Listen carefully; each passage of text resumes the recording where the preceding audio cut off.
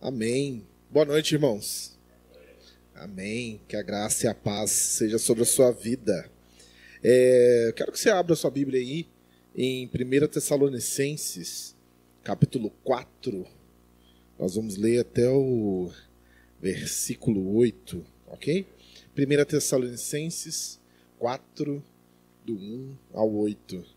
Fico muito feliz, muito honrado de estar aqui com os irmãos mais uma vez, compartilhando a palavra do Senhor, e crendo que o Senhor vai continuar falando conosco. O Senhor sempre quer falar no nosso coração. E assim como está escrito lá em Hebreus, se você hoje ouvir a voz do Senhor, não endureça o vosso coração. Amém, irmão? Você abre o coração para o Senhor falar aí. 1 Tessalonicenses capítulo 4 diz assim: Finalmente, irmãos, nós vos rogamos e exortamos no Senhor Jesus que, como de nós recebestes, quanto à maneira por que deveis viver e agradar a Deus, e efetivamente estáis fazendo, continueis progredindo cada vez mais. Porque estáis inteirados de quantas instruções vos demos da parte do Senhor Jesus. Pois esta é a vontade de Deus, a vossa santificação, que vos abstenhais da prostituição, que cada um de vós saiba possuir o próprio corpo em santificação e honra, não com o desejo de lascívia, como os gentios que não conhecem a Deus, e que nesta matéria ninguém ofenda nem defraude a seu irmão, porque o Senhor, contra todas estas coisas, como antes vos avisamos e testificamos claramente, é o vingador, porquanto Deus não nos chamou para a impureza, e sim para a santificação. Dessarte, quem rejeita estas coisas, não rejeita o homem, e sim a Deus, que também vos dá o seu Espírito Santo. Amém? Amém, irmãos. Glória a Deus. Essa palavra é muito preciosa, muito importante, e medite nela mais. Porque aqui Paulo está falando aos irmãos tessalonicenses, de Tessalônica, cidade de Tessalônica, que eles receberam várias instruções e que eles têm seguido essas instruções. E que a finalidade das instruções que ele passou aqui é o quê? Que eles sejam santos, que eles busquem a santificação no Senhor. Hebreus diz que sem santidade ninguém pode fazer o quê?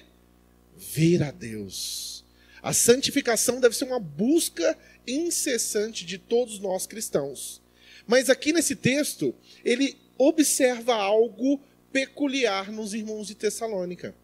Ele fala assim, olha, sobre vocês, nessa busca pela santificação, vocês terão que fazer algo, dominar o seu próprio corpo.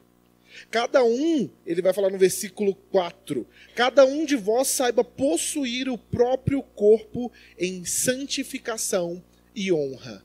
E esse é o maior desafio dos homens. Os homens são chamados, muitas vezes, para o Senhor, para que nós busquemos a santificação e a honra. A honra no nosso corpo é fazer o que Coríntios, capítulo 3, versículo 18 fala, que nós sejamos o templo do Espírito Santo de Deus. Isso é honrar ao Senhor com o nosso corpo. É não deixar que reine em nós nada que não seja Cristo. Que Cristo reine em nós em tudo, no nosso pensamento, na nossa forma de andar, na nossa forma de falar, na nossa forma de agir, onde quer que estejamos. Amém? E aí, ele vai começar a falar no versículo 5, se você prestar atenção, ele fala assim, olha, domine o seu corpo em santificação e honra, não com o desejo de lascívia, como os gentios que não conhecem a Deus. Ou seja, aqueles que não conhecem a Deus muitas vezes são dominados por desejos internos que nós não vemos aqui. Não está escrito na nossa testa quais são os pensamentos que passam no nosso coração. Mas cada um de nós sabe o que pensa. Cada um de nós sabe o que vai no seu coração. E aí ele fala assim, olha, aqueles que não estão buscando a santificação e a honra no seu corpo, muitas vezes estão deixando a sua mente vagar para a lascívia, por desejos que não têm como finalidade honrar ao Senhor. Ou seja, desejos que só buscam um prazer próprio, mas em detrimento de pensamentos maus, pensamentos ímpios, pensamentos pecaminosos. Principalmente a lascívia aqui vai mostrar sobre desejos que nós não precisávamos ter por pessoas que nós não temos aliança. Né? Você ficar lá olhando a mulher, né? Olhar para o homem é normal, não é verdade? Todo homem aqui olha para a mulher, não é verdade, irmão? Amém? 4 irmãos falaram amém. Amém. Todo homem aqui olha para a mulher na rua. E quem não olha para a mulher, olha para outro homem. Você entendeu o negócio? Os irmãos já falaram, opa, peraí. Né? É verdade. Olhar faz parte do nosso cotidiano. Você viu, passou uma mulher ali bonita, você olhou, acabou, caminhou. O que é a lascívia? A lascívia passou a mulher, você coloca o olho nela, você fala, meu Deus do céu, o Senhor existe mesmo, hein? Meu Deus, que milagres, que bênção, que coisa magnífica do Criador. Já pensou eu pegando, aí pronto, acabou, você começou a lascívia. Ou seja, quando eu começo a alimentar um desejo para além de um olhar inicial. Agora eu já imagino aquela mulher, pegando aquela mulher, fazendo, acontecendo. Isso é um pensamento lascivo. E quem tem esse pensamento, você vai falar assim, tem homem desse jeito? Tem vários homens desse jeito. Que olha a mulher e já começa a pensar um tanto de coisa sobre ela. Mas por quê? Porque o coração dele está cheio disso. Depois nós vamos ler em Mateus capítulo 15, de onde provém todos os pecados? Do nosso coração, nós estamos alimentando isso. E aqui, ele fala assim, no versículo 14, tanto é... Opa, passou aqui. O versículo 6, perdão. E que nesta matéria ninguém ofenda nem defraude a seu irmão. Eu falei aquele dia lá que era Colossenses, não é não, irmão. Defraudação está aqui. Tessalonicenses, capítulo 4, versículo 6. A defraudação é algo muito importante. Nós muitas vezes não falamos sobre isso. Tem a defraudação emocional, um livro da pastora Sara Shiva. Vale muito a pena ler ele e você gravar aí. Defraudação emocional, da pastora Sara Shiva. Ela fala sobre o que é defraudação. É você incitar alguém a ter um desejo por você, sendo que você não tem como finalidade a aliança. Isso é pecado. Isso é defraudar o seu irmão. Ou seja, você começa numa conversa, você sabe que aquela pessoa não é uma pessoa que você quer ter uma aliança, e aqui fala para os irmãos solteiros também, que eu vi que tem irmãos solteiros, né, irmãos? Você sabe que você não quer aliança com aquela pessoa, mas você começa agora a incentivar uma conversa com fins sexuais, com fins amorosos, com fins sentimentais. E a Bíblia fala assim, se você não tem como finalidade uma aliança, o que você está fazendo é uma defraudação. Você está incitando aquela pessoa a ter algo por você, do qual você não quer corresponder à altura. Qual é a altura? Para eu possuir alguém, eu tenho que ter aliança com essa pessoa. Esse é o princípio básico bíblico, amém? E aí, visto isso, irmãos, se nós recebemos várias ordenanças, assim como Paulo deu aqui para os irmãos de Tessalônicas, eu quero compartilhar com os irmãos algumas ordenanças. Algumas ordens da criação, que eu comecei falando, eu falei um pouco, mais ou menos ali, né, no domingo, no sábado citei algumas coisas também, mas hoje eu quero compartilhar com vocês as ordens da criação. As ordenanças mostram que tem uma sequência, você deveria seguir passos, você deveria seguir regras, você deveria seguir processos. Por que nós fazemos isso? Para dar certo. Não é verdade? Se você tentar chegar no carro, abrir o carro e já jogar a chave e virar, o que vai acontecer? Não vai dar certo, irmão. Tem um processo, não é verdade? Você tem que sentar, você tem que apertar ali o freio, apertar, né, a embreagem, colocar ali no ponto morto, ou senão já na marcha engatada, colocar a chave e virar. Agora vai dar certo. Agora alguma coisa vai começar a acontecer. Se você não seguir processos, se você não aceitar os processos, vai dar errado. As coisas vão começar a dar errado. E nós sabemos que há uma ordem da criação por causa de Gênesis. Só você ler Gênesis. Gênesis tem uma ordem. Você já prestou atenção nisso, irmãos? Cada dia, Deus poderia simplesmente falar assim, olha, que exista o universo do jeito que eu estou pensando. Pronto. O universo ia acontecer. Mas não. Olha, no primeiro dia disse Deus. No segundo dia disse Deus. No terceiro dia disse Deus. No quarto, no quinto, no sexto. E no sétimo ele fez o quê? Descansou. Deus poderia ter criado tudo com um estalar de dedos. Porém, ele seguiu processos. ele seguiu uma ordem na criação. E aí, qual que é a questão? E eu quero falar com você. A primeira fase da criação é a criação da luz.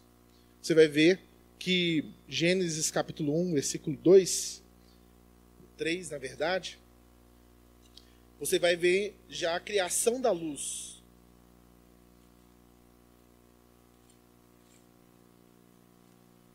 Opa. Disse Deus, haja luz, e houve luz. E viu Deus que a luz era boa, e fez separação entre a luz e as trevas. Chamou Deus a luz de dia e as trevas noite, houve tarde e manhã no primeiro dia. Você fala assim, gente, mas que coisa pouca, né? Deus só fez a luz, acabou já. Primeiro dia de trabalho. Houve luz. Mas a luz tem um sentido para nós. A luz foi criada primeiro porque ela representa o próprio Cristo. Ele iluminou a terra caótica e sombria. A luz de Cristo pode iluminar o mundo subdesenvolvido, vazio e escuro espiritualmente de hoje. Se você ler João, capítulo 1, versículo 9, ele vai falar que Cristo veio como a luz para esse mundo. E é interessante porque se nós não acendermos a luz dos nossos pensamentos, da nossa mente, do nosso coração, nenhuma mudança pode acontecer. Você já tentou fazer uma mudança no escuro? Mudanças no escuro não acontecem, porque você vai tropeçar, você vai quebrar coisas. Primeiro de tudo, tem que haver luz. Se você tentar fazer uma mudança sem luz, não vai rolar, irmão. Então, que a luz de Cristo nessa noite alcance a sua vida. Para que mudanças comecem a acontecer na sua vida, deixe que a cruz de Cristo, deixe que a luz de Cristo, antes de vir a cruz, vem a luz. Deixe que a luz de Cristo tome conta da sua vida. Ilumine a sua mente. Sabe por quê? Às vezes nós tentamos esclarecer. Às vezes o pastor vem aqui e tenta esclarecer coisas. Mas se o Senhor não vos esclarecer, irmão, ninguém mais pode. Porque é só o Espírito Santo que convence o homem do pecado, da justiça e do juízo. Tem coisas que é falado na igreja durante muito tempo. Às vezes você está na igreja durante vários anos e você não mudou, sabe por quê? Porque você ainda não viu a luz de Cristo resplandecendo sobre algumas áreas da sua vida. Peça ao Senhor, Senhor, eu preciso de luz em algumas áreas da minha vida. Eu preciso perceber, para além da convicção, para além da palavra de outra pessoa, eu preciso perceber que isso está me impedindo de crescer. Peça ao Senhor que Ele traga luz, sabe por quê? A luz de Cristo nunca nos envergonha. A luz de Cristo é uma possibilidade de você não viver tropeçando mais. Amém? Isso é simbólico, isso é muito representativo. Isso segue uma ordem. Houve luz no primeiro dia. No segundo dia teve a criação do firmamento. O firmamento significa céu das estrelas. Eu não sei se você sabe, o céu das estrelas é o firmamento. Quando Deus separou as águas, o céu tornou-se visível. Olha que bênção. Quando Deus separou as águas, o céu se tornou visível. Quando o mar da nossa insegurança e temores é dividido, a nossa fé se manifesta. O mar aqui fala sobre as nossas emoções. O mar aqui fala sobre essa questão fluida dos nossos sentimentos, que nos leva muitas vezes a fazer coisas das quais, se você pensasse bem, se a luz viesse com mais clareza, você não teria feito. Nós muitas vezes somos pegos pelas emoções e sentimentos do nosso coração. Assim como diz Jeremias capítulo 17, versículo 6, deixa eu abrir lá para ver se é mesmo, para a gente não citar, fazer citações erradas. Vamos lá, hoje a gente pode abrir mais a Bíblia. Jeremias 17, 6. Acredito que até alguns irmãos saibam de cor.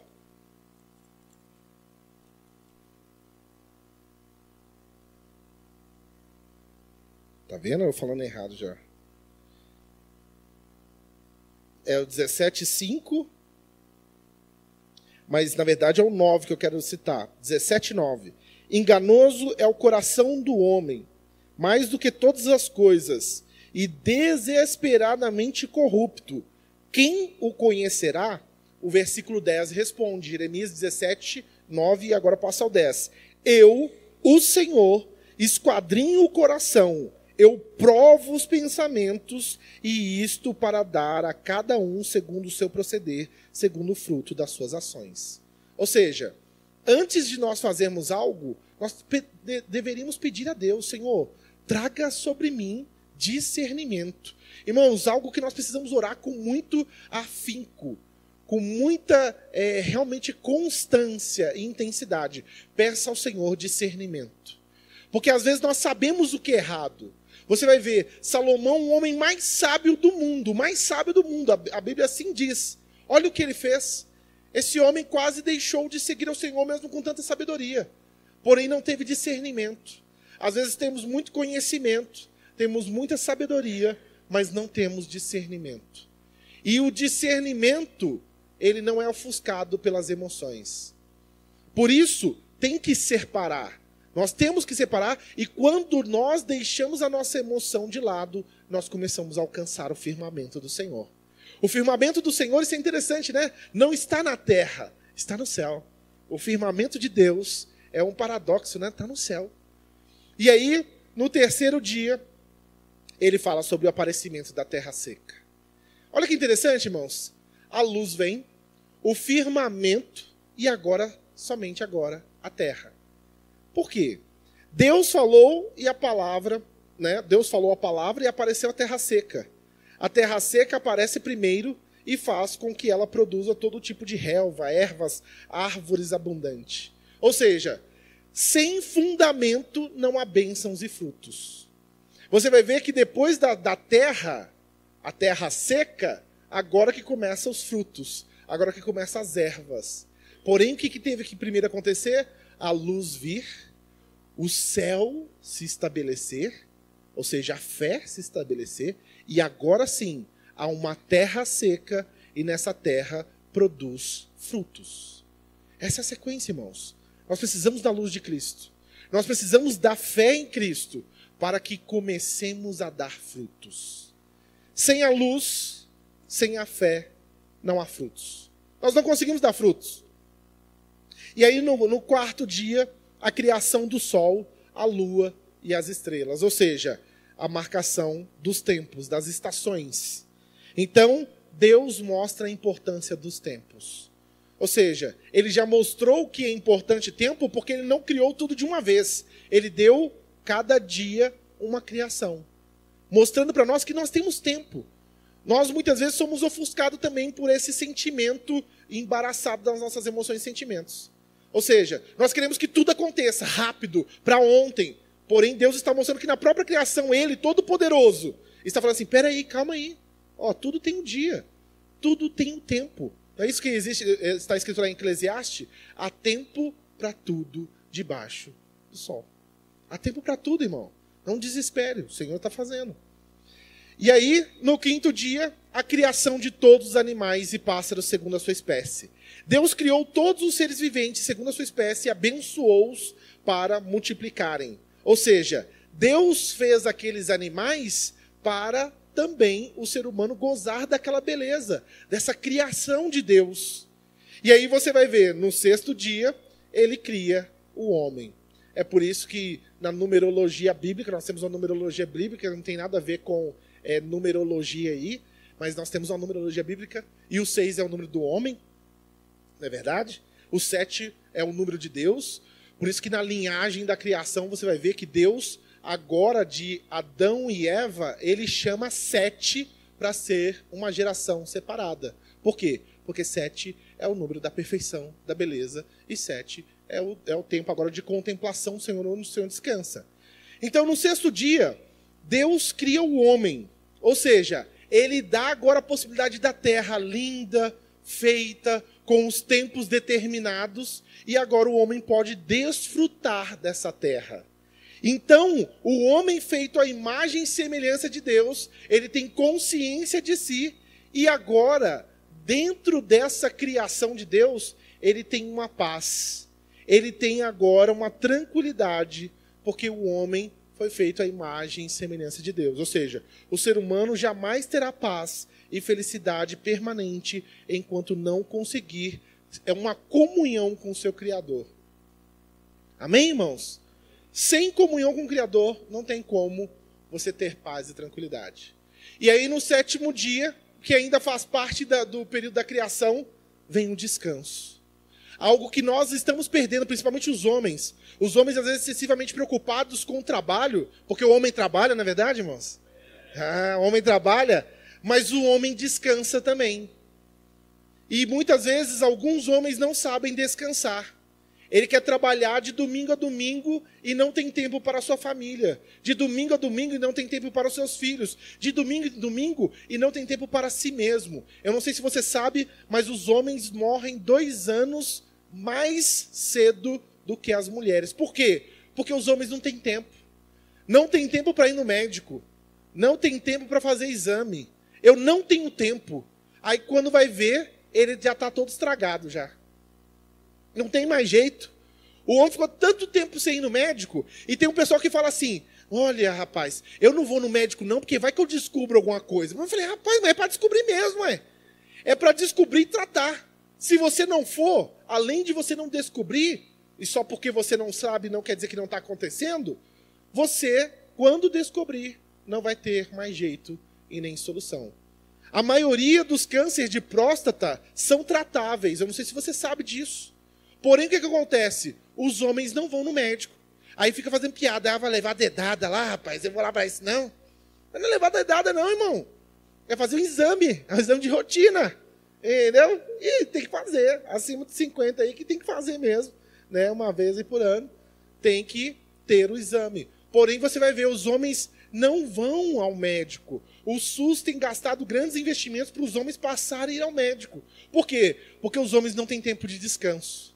As mulheres, quantas mulheres aqui falam para você ir no médico que você não foi ainda? Levanta a mão. Eu vou levantar minha mão porque eu sou parte desse. Tá vendo? Estou ensinando e tem que aprender também, ué. Olha, os irmãos não levantou, viu? Olha só, irmão, não pode mentir não, hein? Olha só. E aí, qual que é a questão?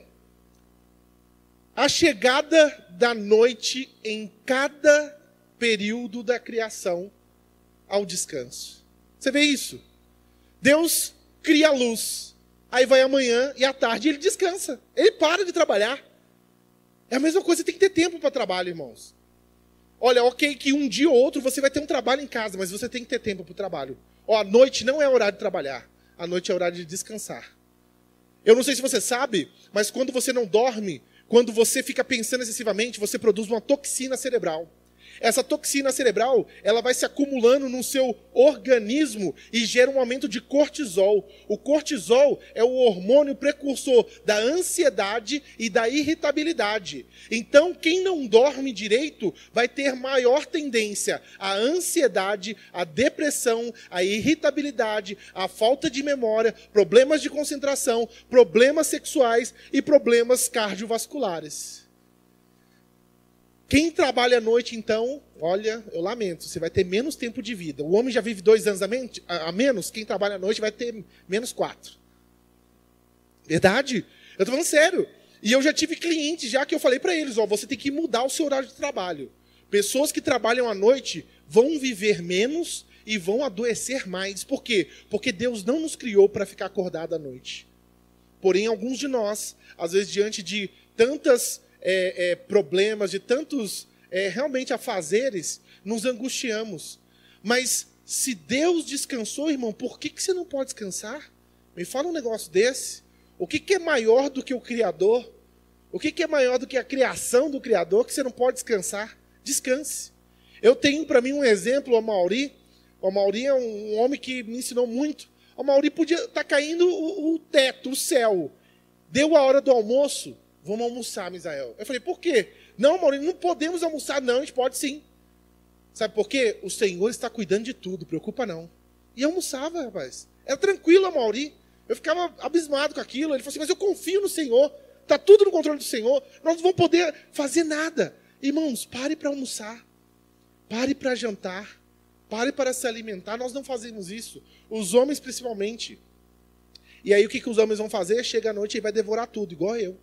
Entendeu? Vai devorar tudo. Aí não almoçou, ele vai almoçar, jantar, tomar café, café da tarde, café da manhã, e aí come tudo. Aí você tem que aprender com o Paulo lá, né? Irmão, coma de tudo, mas não coma tudo. Entendeu? Coma de tudo que colocar na sua frente, mas não come tudo não, viu, irmão? Senão vai passar mal.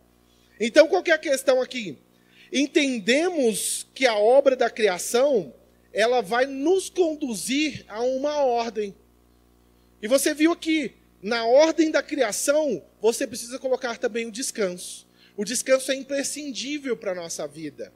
E aí, qual que é a questão aqui, irmãos? E nós temos que nos pautar na Bíblia. O capítulo 1 vai falar sobre todas as coisas criadas. O capítulo 2 vai dar foco na criação do homem. E aqui a gente precisa também dar um foco. Você vai ver, o capítulo 1 fala sobre como Deus criou. E agora, Deus, no capítulo 2, vai inspirar Moisés a escrever sobre a criação do homem, do ser humano. E aqui tem alguns ensinamentos importantes para nós. Em Gênesis 1, ele fala sobre a criação geral do homem e da mulher, no capítulo 20, no versículo 26. Capítulo 1, versículo 26 e 27. Já no capítulo 2, ele descreve como ele criou o homem. Ele pega o barro, forma o barro, sopra na narina do homem e o homem passa a ser alma vivente. Não é isso?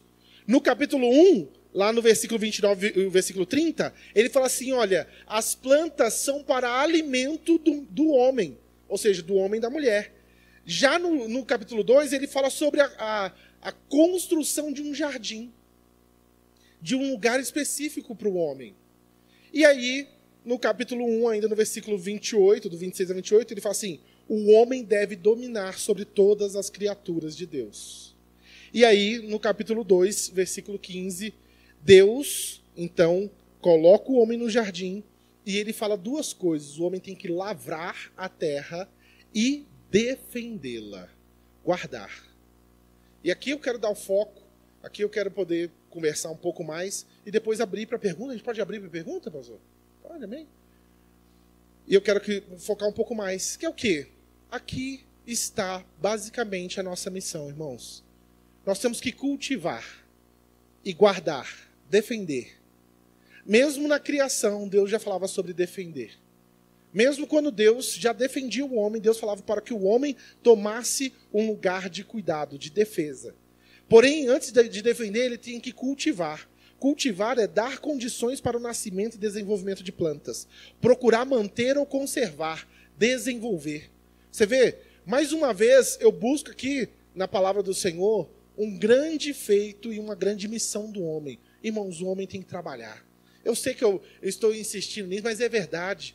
O homem tem que prover, dar condições para o nascimento e desenvolvimento. E aí, fazendo isso, ele vai gerar o quê? A segunda missão do homem. Gerar isso para todos os homens. Vigiar com o fim de defender, proteger ou preservar. O homem tinha que cuidar da sua casa, da sua esposa e dos seus filhos. Esse deveria ser o nosso papel. Porém, tudo que estiver na ordem da criação, o diabo lutará veementemente para derrubar. O diabo vai lutar para derrubar. E o que ele quer derrubar? A estrutura familiar. Como? E aqui eu passo a falar com você rapidamente. O Senhor Deus tinha plantado um jardim no Éden, para o lado do leste, e ali colocou o homem que formara. O Senhor Deus fez nascer então do solo todo tipo de árvore. No meio do jardim estavam a árvore da vida e a árvore do conhecimento do bem e do mal. O Senhor Deus, capítulo 2, versículo 15, colocou o homem no jardim do Éden para cuidar dele e cultivá-lo. O homem que não trabalha vai dar trabalho. Nesse dia, é verdade, o homem que não trabalha vai dar trabalho. Nesse dia, Adão não estava trabalhando. Ele não estava fazendo a sua parte, que era o quê? Cultivar e defender. Às vezes nós fazemos isso também na nossa casa. Nós trabalhamos demais para dar a provisão, mas nós estamos cuidando pouco. Estamos vigiando pouco. E quando você não está olhando, é que as coisas começam a acontecer. É quando o seu filho começa a ver coisa que não deve. É quando a sua filha começa a conversar com quem não deve. É quando também a sua esposa começa a conversar com quem não deve. Por quê? Porque você está só cultivando. Não está defendendo. E defender diz justamente disso, de cuidar, de preservar, de defender. E qual que é o grande problema? O homem está focado só em lá em trabalhar. E aí, quando ele faz isso, ele quebra a ordem da criação. Ele deixa de seguir a missão que Deus trouxe ele para fazer. E, irmãos, isso é muito interessante. Quando você sai da ordem da criação, tudo começa também a sair da ordem. Você quer ver um outro problema que começa a acontecer? A fraqueza moral. O homem que não trabalha, ou seja, tendo a capacidade, saúde para isso e não faz, ele não sustenta a sua casa. Ele não cuida da esposa e dos filhos. Ele não serve. E quem não serve para nada e também não serve para nada além de si mesmo. Ou seja, começa a ser um homem egocentrista, autofocado.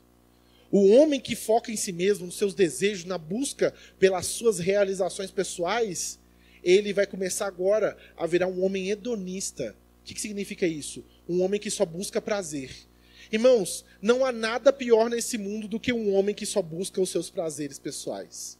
Por quê? Porque a busca de prazeres de um homem sem os referenciais da criação é uma busca desenfreada, insaciável e sem controle. Ou seja, um homem que agora busca algo que não o Senhor, busca os seus próprios prazeres, ele está perdido. E ele vai colocar a perder tudo na sequência, a sua esposa, os seus filhos, a sua casa. E aí nós começamos os dois maiores enfrentamentos de todos os homens que estão aqui. A concupiscência da carne e dos olhos. Do latim, a concupiscência, ela fala sobre o quê? É o que tem um forte desejo. Se você abrir em 1 João 2,15, primeira carta de João, capítulo 2, versículo 15 ao 17, ele vai falar assim: não amem o mundo, nem o que nele há. Se alguém amar o mundo, o amor do Pai não está nele.